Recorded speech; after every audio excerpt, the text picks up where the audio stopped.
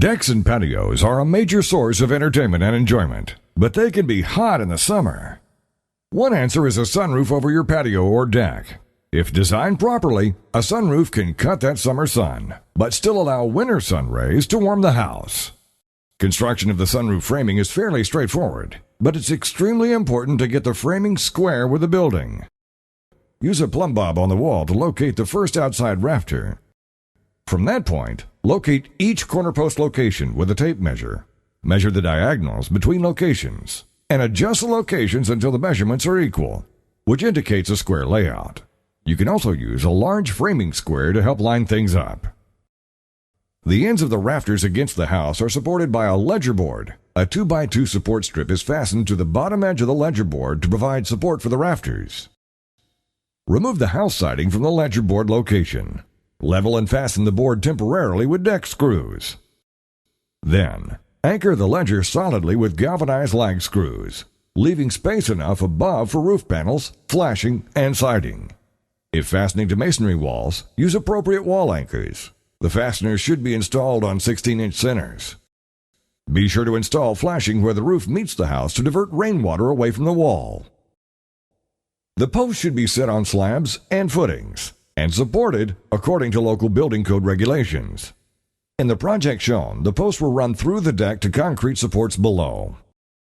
Install the posts, ensuring that they are plumb with a 4-foot level and temporary bracing. The roof shown is attached to a bungalow-type house that has 4x4 eave supports on the gable ends. To blend with the house, a fake eave support was constructed and screwed to the outside post. The first, or outside rafter, rests on the outer end of the support and is fastened in place.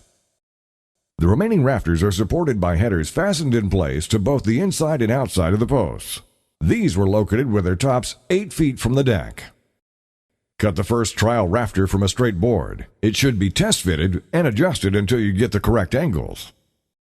Notch the rafters to rest on the support block on the house side and to rest on the header at the other end. Make sure the rafter and the house wall are at a 90-degree angle. Mark the location, remove the trial rafter, and use it as a pattern to cut the other rafters. The rafters are located on 24-inch centers. The first rafter is anchored in place with a screw from the underside of the 2x2 support block into the underside of the rafter end. Then, secure the rafter with additional fasteners toe-nailed or screwed at an angle to the ledger. Fasten filler blocks along the top of the ledger and the outside headers. The filler blocks are contoured to match the corrugated roofing and provide support for the panels during installation. Also fasten vertical support strips to the tops of the rafters. Once all the rafters have been installed, fasten additional blocking every 3 feet between the rafters, staggering their locations to give extra stability to the roof. You may find it easier to pre-assemble the rafters and one set of inner filler blocks before installing. Pre-assembling will reduce time spent working atop a ladder. The roof is covered with corrugated fiberglass panels. Install the first panel, make sure it fits precisely over the vertical support strips on the rafters. Start the first panel at the leeward end of the run and work windward. When overlapping the panels, fasten the crowns of the panels at every second corrugation. Fasteners with armored neoprene washers are recommended. Space the fasteners 6 to 8 inches on center along the panel edges, and 12 to 16 inches on center for the intermediate rafters and blocking. When you need to cut a corrugated panel, a good tool is a portable circular saw with a fine-toothed blade turned backwards. Complete the panel installation and enjoy a cool, relaxing drink under your new sunroof. For more information on this or any other home improvement projects, visit extremehowto.com.